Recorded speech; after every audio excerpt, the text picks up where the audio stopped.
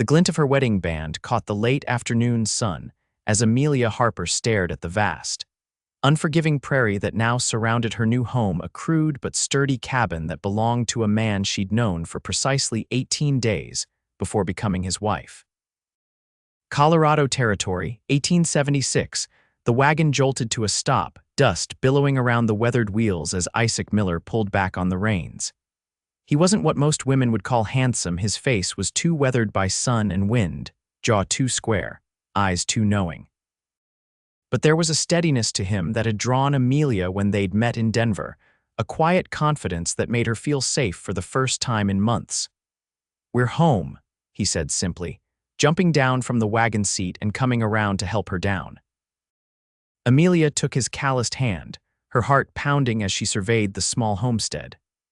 A one-room cabin with a stone chimney, a barn that leaned slightly to one side, a corral with 3 horses watching their arrival with mild interest, and nothing but open land stretching as far as she could see. "It's not much," Isaac said, misreading her silence. "But the land's good and it's peaceful, peaceful. That was what she needed more than anything. It's perfect," she replied, forcing confidence into her voice as she straightened her travel-worn dress. Isaac nodded once, satisfied. He wasn't a man of many words, which suited Amelia fine. Questions led to answers she couldn't give. The fewer words between them, the fewer lies she'd have to tell. "Let's get you settled," he said, retrieving her single trunk from the wagon.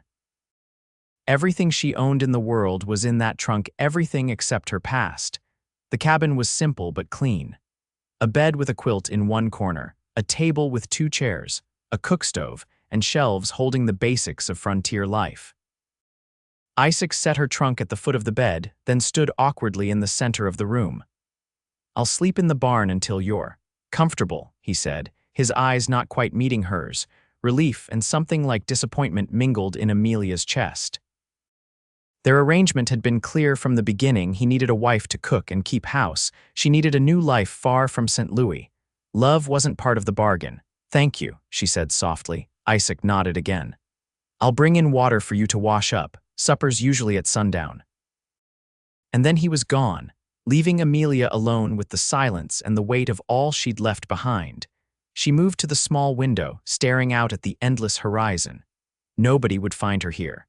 Nobody would know her as anything but Mrs. Isaac Miller, a rancher's wife in the Colorado Territory. The thought should have brought comfort, but instead she felt the first prickle of tears. This was what she wanted. This was what she needed. She would make it work. Taking a deep breath, Amelia turned away from the window and began to unpack. The first weeks of marriage were a careful dance of distance and proximity. Isaac was true to his word, sleeping in the barn while Amelia adjusted to her new life. During the day, they worked side by side, Isaac tending to the cattle and horses, Amelia learning to manage the household chores of frontier life. At night, they ate supper together, conversation limited to the practical matters of running the ranch. Isaac never asked about her life before. Never questioned why a clearly educated woman from the city would answer a stranger's advertisement for a wife. Never pressed when she woke gasping from nightmares, sweat-soaked and trembling.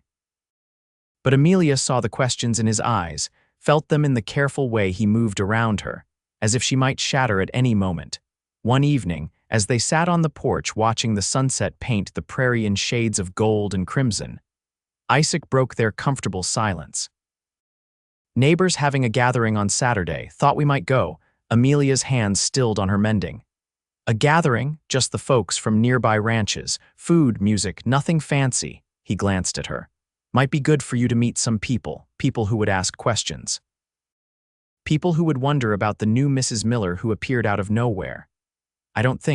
You don't have to tell them anything you don't want to," Isaac said quietly, as if reading her mind.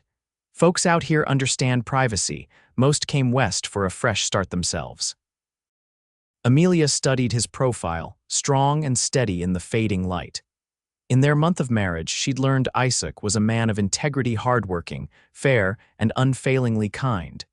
He'd kept every promise he made to her, asking nothing in return but her help with the ranch. "All right," she agreed finally. "We'll go." Isaac's smile was brief but genuine. Good. Nearest neighbor is the Watsons 10 miles east. Dorothy makes the best apple pie in the territory. The gathering was held at the Watson Ranch, a property larger and more established than Isaac's. A dozen families had made the journey across the prairies, filling the yard with wagons and horses. Children darted between adults, their laughter rising above the murmur of conversation and the occasional strum of a fiddle. Amelia felt eyes on her as Isaac helped her down from their wagon, curious glances and whispered comments following them as they approached the main house. "Isaac Miller, you old coyote." A robust man with a shock of white hair strode forward, hand extended. "About time you showed your face around here." "Been busy, Tom," Isaac replied, clasping the man's hand. "Tom Watson, my wife, Amelia, Mrs. Miller." Tom Watson tipped his hat, eyes twinkling. "You must be something special to have caught our Isaac." Been convinced he'd live out his days with nothing but cattle for company. Amelia managed a smile.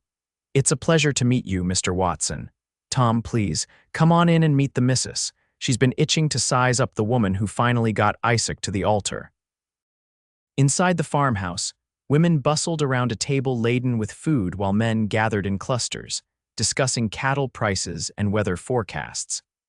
A plump woman with kind eyes broke away from the kitchen activity, wiping her hands on her apron as she approached. "Dorothy, this is Amelia Miller," Tom announced, "Isaac's wife." "Oh, my dear." Dorothy Watson enveloped Amelia in a warm embrace that smelled of cinnamon and clean linen. "We've been so curious about you. When did you arrive? How are you finding ranch life?" "You poor thing, it must be such an adjustment." The questions came in a rush, and Amelia felt her chest tighten. Before she could formulate a response, Isaac's steady voice intervened. "Give her a chance to breathe, Dorothy. We've only been married a month." Dorothy laughed, patting Amelia's arm. Of course. Come, dear, let me introduce you to the other ladies." With a reassuring nod from Isaac, Amelia followed Dorothy into the kitchen, where she was promptly surrounded by the wives and daughters of neighboring ranchers, all eager for news and gossip. "Where are you from originally, Mrs. Miller?" asked a young woman in a blue dress.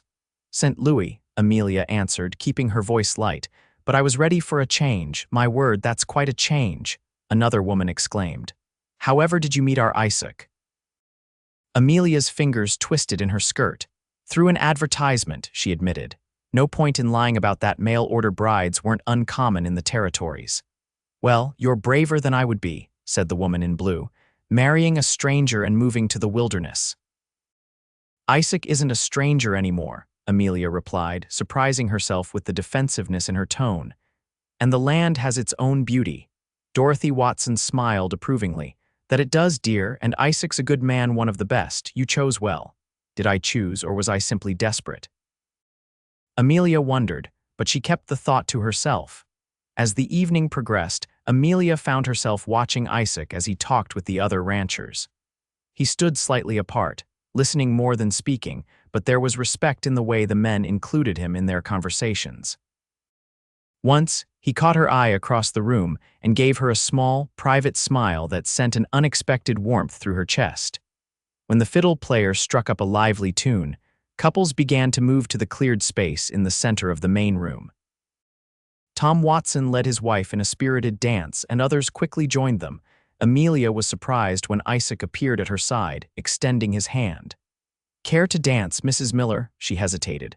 "I'm not sure I remember the steps." "Neither do I," he admitted with a rare grin. "We can look foolish together." Something about his easy acceptance made her place her hand in his. Isaac led her to the edge of the dancers, placing one hand respectfully at her waist while holding her other hand in his. "Just follow my lead," he murmured, and then they were moving, a bit awkwardly at first, but soon finding a rhythm that matched the fiddle's cheerful melody. Isaac was a better dancer than he'd claimed, guiding her with subtle pressure at her waist, his steps sure despite his worn boots. Amelia found herself relaxing into the movement, the music washing away her earlier anxiety. "You're doing fine," Isaac said softly, just for her ears. "So are you," she replied. "You didn't tell me you could dance." A shadow of something memory perhaps crossed his face. "Haven't had much cause to in recent years." Amelia wanted to ask more but held back. Just as he respected her secrets, she would respect his. They danced 2 more songs before Isaac led her outside to the porch, where the night air offered relief from the heat of the crowded house. Stars scattered across the vast sky, more than Amelia had ever seen in the city. "Thank you for bringing me tonight," she said, gazing up at the constellations. "It was good to meet everyone." "They liked you," Isaac replied. "Dorothy Watson told me I'd done well for myself." Amelia laughed softly. "She's very kind. She's nosy as a fox in a henhouse, but her heart's in the right place." Isaac leaned against the porch railing. "Are you ready to head home? It's a fair ride back." Home. The word still felt foreign on her tongue, but less so than it had a month ago. "Yes," she said. "Let's go home." The gathering marked a subtle shift in their relationship. Isaac still slept in the barn, but their conversations over meals grew longer, more personal. Amelia learned he'd come west after the war, using his saved pay from the Union Army to buy land when the territory was still sparsely settled. He'd built the cabin himself, added to it as he could afford to, and slowly accumulated a small but respectable herd of cattle. In turn, she shared carefully edited stories of her childhood in St. Louis, her father's bookshop, her mother's garden, her education at a ladies' seminary. She never mentioned the last 2 years, and Isaac never asked.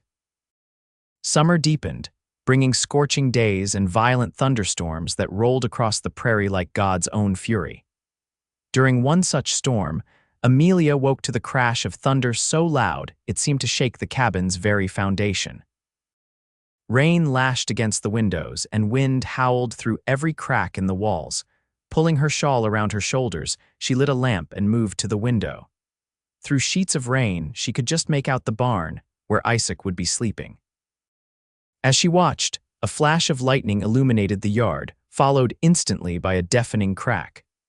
The large cottonwood tree beside the barn split down the middle, one massive branch crashing onto the barn roof. Amelia gasped, her hand flying to her mouth. Without thinking, she grabbed the lamp and ran outside, heedless of the rain that immediately soaked her nightdress. The yard had turned to mud that sucked at her bare feet as she struggled toward the barn. "Isaac," she screamed over the storm's roar. "Isaac." The barn door flew open and Isaac emerged, leading 2 panicked horses. When he saw Amelia, his eyes widened in alarm. "Get back inside," he shouted, handing the horses' reins to a fence post before rushing to her. "The roof's coming down." As if to confirm his words, there was an ominous cracking sound from above. Isaac grabbed Amelia around the waist and pulled her away just as more branches crashed down where she'd been standing. The lamp fell from her grasp, extinguishing instantly in the mud. "The other horse," she gasped. "Got out through the back," Isaac assured her, half carrying her toward the cabin. "What were you thinking coming out in this?" "I saw the tree fall. I thought I was afraid." She couldn't finish the sentence, suddenly aware of how much the thought of losing him had terrified her.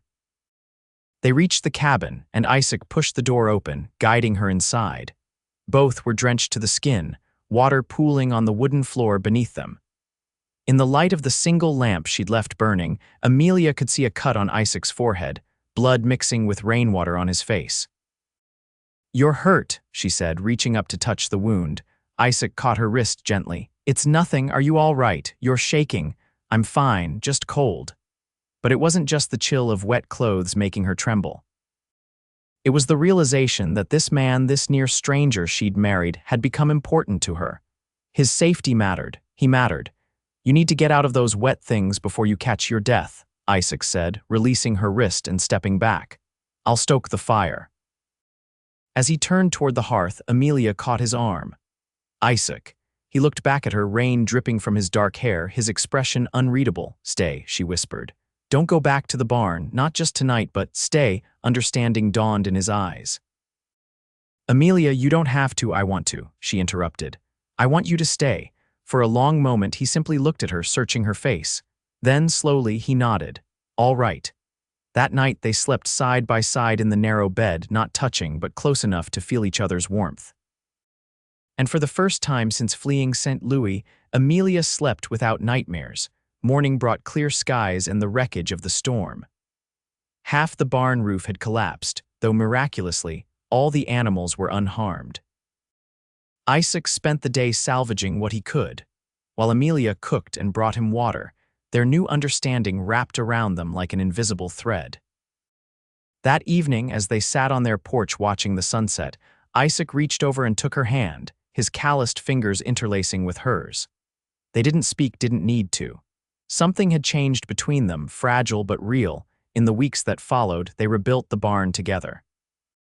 Amelia learned to hand him tools, to hold boards steady while he hammered, to mix the mortar for repairing the stone foundation. Her hands grew calloused, her skin tanned, but she found satisfaction in the work that she'd never experienced in her genteel city life. At night, they shared the bed, at first just sleeping side by side, then gradually finding their way to each other in the darkness. Isaac was gentle, patient, never pushing for more than she was ready to give. And Amelia discovered that her body could feel things she'd never imagined: pleasure, desire, a hunger that matched the growing affection in her heart. It wasn't love yet, not the kind she'd read about in novels. But it was something real, something honest. And after the lies and betrayal that had driven her west, honesty felt like the most precious gift. One September morning, Amelia woke feeling strangely ill. She barely made it outside before emptying her stomach behind the cabin. Isaac found her there, pale and shaky. "Amelia, what's wrong?" Concern etched deep lines around his eyes as he helped her to her feet. "Just a touch of sickness," she assured him. "I'll be fine once I have some tea." But the next morning brought the same sickness, and the next. By the fourth day, Isaac insisted on riding to town for the doctor, despite her protests. Dr. Jameson was a gruff older man with kind eyes who asked her a series of increasingly personal questions before pronouncing his diagnosis with a smile. "Congratulations, Mrs. Miller. You're going to have a baby." The words hit Amelia like a physical blow. A baby, Isaac's baby, their baby. "When?" she managed to ask. "I'd say you're about 6 weeks along. You can expect the little one sometime in early April." After the doctor left, Amelia sat at the table, hands folded in her lap, mind racing. A child had never been part of her plan. She'd been so focused on escape, on survival, that she hadn't thought beyond the immediate future. When Isaac came in from the fields, his expression told her he'd already guessed the news. The doctor said. She began, then faltered. "I know," he said softly, sitting across from her. "Mrs. Watson sent word with her boy, of course. News traveled fast in their small community. Are you all right with this?" she asked hesitantly. Isaac studied her face. "I never expected to have children," he said slowly. "After my wife died, I thought that part of my life was over." Amelia felt as if the floor had dropped from beneath her. "Your wife?" Isaac's eyes widened in realization. "You didn't know?" "No." Her voice was barely a whisper. "You never mentioned. I'm sorry." He ran a hand through his hair. "I thought I should have told you. Her name was Sarah. We married young before the war. She died of fever while I was away fighting." The revelation hung between them, another secret in a marriage built on unspoken truths. "I'm sorry," Amelia said finally. "For your loss," Isaac nodded. "It was a long time ago, but that's why. I never asked about your past, Amelia. We all have things we'd rather not talk about." The understanding in his voice broke something inside her. Tears welled in her eyes, spilling down her cheeks. "I was engaged," she said, the words tumbling out before she could stop them. "In St. Louis, to a banker named William Forrester. He was charming, sophisticated. My parents adored him." She swallowed hard. "I discovered he was embezzling from his clients, many of them friends of my family. When I confronted him, he threatened to ruin my reputation if I exposed him." Isaac's face hardened, but he remained silent, letting her continue. "I went to the authorities anyway. William was arrested, but his family was influential. Somehow he convinced people I was his accomplice. There was talk of charging me as well." Amelia wiped at her tears. "Then I found your advertisement in the newspaper, a rancher in Colorado Territory seeking a wife. It seemed like providence." "So you ran," Isaac said quietly. "Yes." She looked up at him, fear tightening her chest. "I'm not a criminal, Isaac, I swear it, but if anyone from St. Louis found me." Isaac rose from his chair, came around the table, and knelt beside her. "No one's going to find you, Amelia. And if they did, they'd have to go through me first." The fierceness in his voice made her breath catch. He believed her. More than that, he was protecting her. "The baby," she began, uncertain. "Our baby," Isaac corrected gently, placing his hand over hers. "If you want it to be, did she?" The thought of motherhood terrified her. But looking into Isaac's steadfast eyes, she found herself nodding. "Our baby," she echoed. Isaac's smile was like the sun breaking through clouds. He leaned forward and kissed her, not the careful kisses they'd shared in the darkness of their bed, but something deeper, more certain. "I think," he said when they parted, "that I'm falling in love with you, Amelia Miller." The words should have frightened her.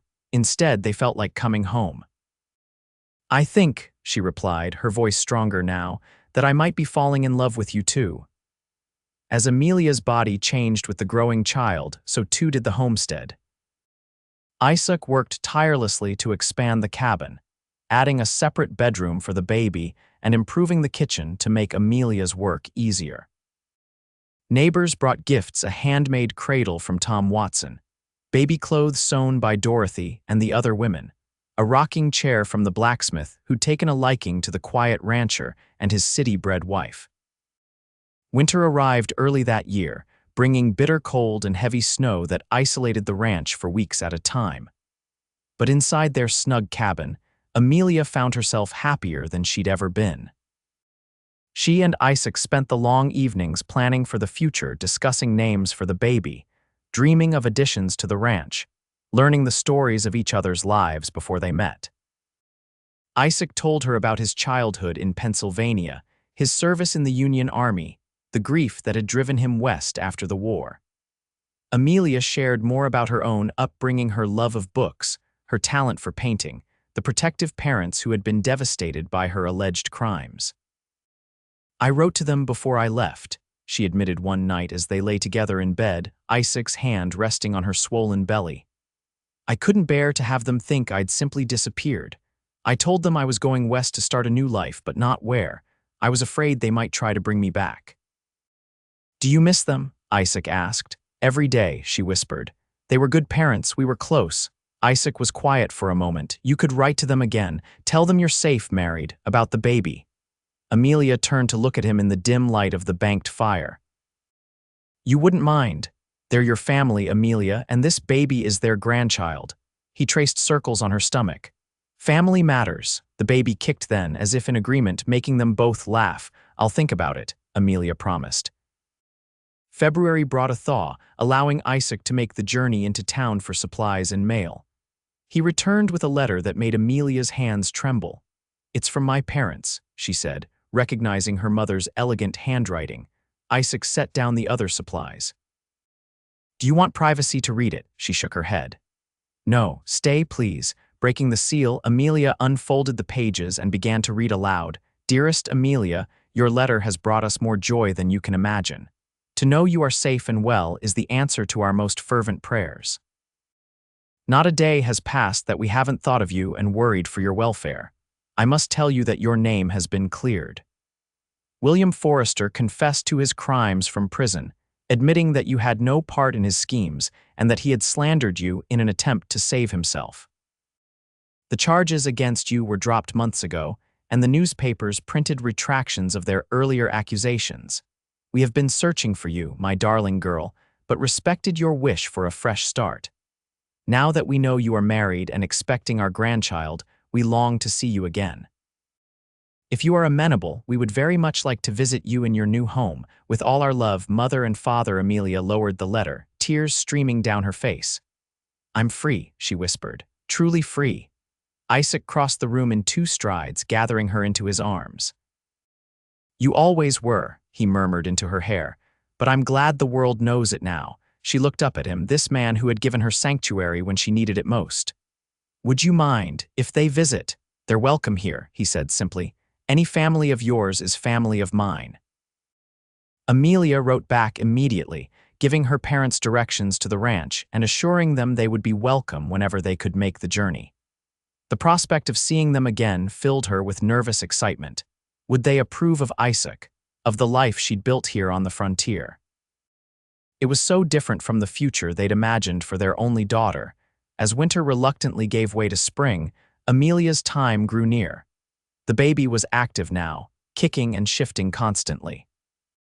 Isaac took to talking to her belly each night, telling the child stories about the ranch and promises of all they would do together. "Think it's a boy or a girl?" he asked one evening as they sat by the fire. "A boy," Amelia said confidently. "Strong like his father." Isaac smiled. "I was thinking a girl, beautiful and brave like her mother." The tenderness in his voice made Amelia's heart swell. This marriage of convenience had become something neither of them had expected: a true partnership built on respect and growing love. "I never thought I could be happy again," she admitted. "After everything with William, I felt broken, damaged." Isaac took her hand. "You're the strongest person I know, Amelia. You rebuilt your life from nothing. That's not brokenness, that's courage." She leaned against him, drawing comfort from his solid presence. "I'm glad I found your advertisement." "So am I," he murmured, pressing a kiss to her temple. Every day. The baby came during a spring thunderstorm that reminded Amelia of the night she and Isaac had truly become husband and wife. Dorothy Watson attended her, having ridden through the rain when Isaac's frantic message reached their ranch. "You're doing beautifully," Dorothy encouraged as Amelia gripped the bedpost, pain tearing through her body. Isaac paced outside, barred from the bedroom by Dorothy's firm insistence that childbirth was women's business. Amelia could hear his boots on the wooden floor, back and forth, as regular as a pendulum. The labor lasted through the night and into the morning. As the sun broke through the clouds, Amelia gave one final push, and her daughter entered the world with a lusty cry that brought Isaac bursting through the door, propriety forgotten. "A girl," Dorothy announced, wrapping the squalling infant in a clean blanket, "and a healthy one at that." Isaac stood frozen in the doorway, his face a mixture of awe and terror as Dorothy placed the baby in Amelia's arms. "Come meet your daughter," Amelia said softly. He approached the bed cautiously, as if afraid they might disappear. When he looked down at the tiny red face nestled against Amelia's breast, his expression transformed into something so tender it brought fresh tears to her eyes. "She's perfect," he whispered, touching the baby's cheek with one finger. "Just like her mother." They named her Sarah Elizabeth Miller, Sarah for Isaac's first wife, Elizabeth for Amelia's mother. When Isaac placed the swaddled infant in the cradle he'd lined with the softest rabbit fur, Amelia saw tears in his eyes. "Thank you," he said, his voice rough with emotion. "For what?" "For giving me a second chance at happiness." He sat beside her on the bed, taking her hand in both of his. "I love you, Amelia, not just because of the baby or because you're my wife. I love you for who you are, your strength, your kindness, your courage." Amelia felt something final settle into place in her heart, like the last piece of a puzzle she hadn't known she was solving. "I love you too," she said, the words feeling right, true. "I think I have for a long time." Isaac's kiss was gentle, mindful of her exhaustion but filled with promise. 2 months later, a carriage arrived at the ranch, bringing Elizabeth and James Harper from St. Louis to meet their granddaughter and the man who had married their daughter. The reunion was tearful, joyful, complicated. Amelia saw her parents take in the rough cabin, the vast emptiness surrounding it, the simple clothes she now wore, with expressions that shifted from concern to curiosity.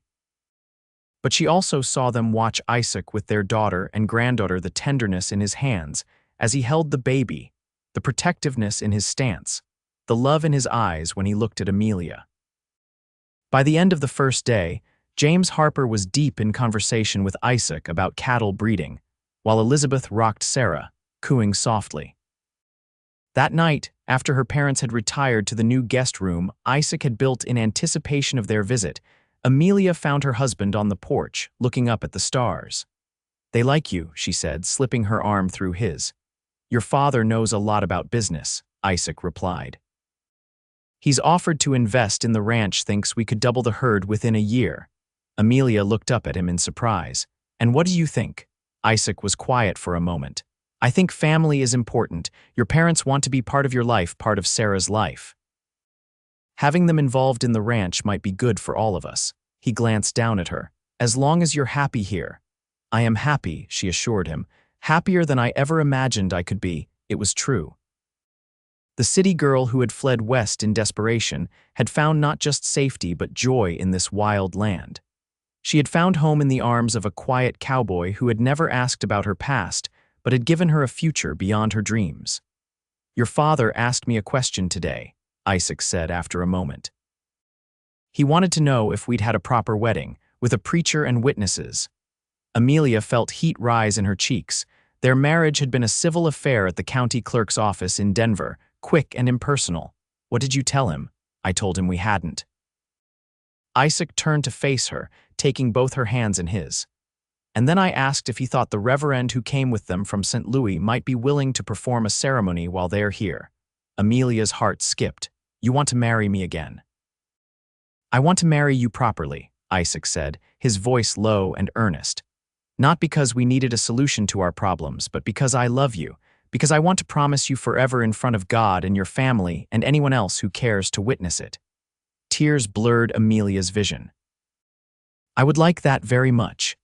10 days later, under a bright June sky, Amelia and Isaac exchanged vows beside the creek that ran through their property. She wore a new dress her mother had helped sew, with wildflowers in her hair. Isaac had trimmed his beard and donned a new shirt, looking both uncomfortable and handsome in his formal attire. Dorothy and Tom Watson stood as witnesses, along with a dozen other neighbors who had become friends. The Reverend Johnson, who had traveled with the Harpers from St. Louis, conducted the service with evident pleasure, pronouncing them husband and wife with a flourish that made little Sarah coo from her grandmother's arms. "I now present to you Mr. and Mrs. Isaac Miller," the Reverend announced, and their small gathering erupted in cheers. As Isaac kissed her a proper kiss that made Dorothy Watson fan herself dramatically, Amelia felt the last shadows of her past finally fade away. This was her life now. This man, this child, this land.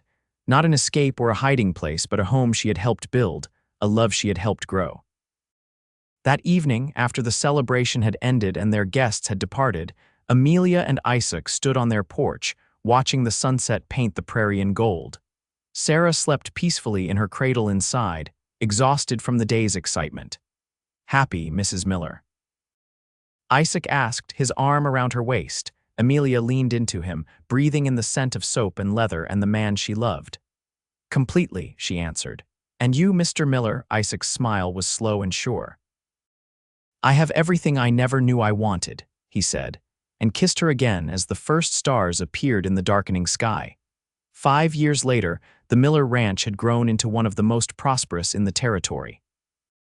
The original cabin was now the heart of a larger home, with proper bedrooms for Sarah and her 2-year-old brother, James. The barn had been rebuilt and expanded, housing a dozen horses and the equipment needed to manage their growing herd of cattle.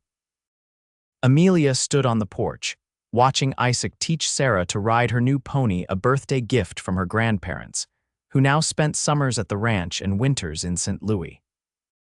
James toddled around the yard, supervised by Dorothy Watson's eldest daughter, who helped with the children several days a week.